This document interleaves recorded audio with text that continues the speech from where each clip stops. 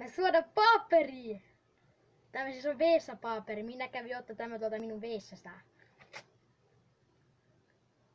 Tämä vittu on hyvä. Tämä on vittu hyvä. Suosittelen kaikille. Mä kun syötä.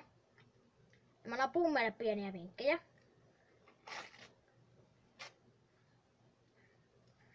Ensimmäinen vinkki Pummeille.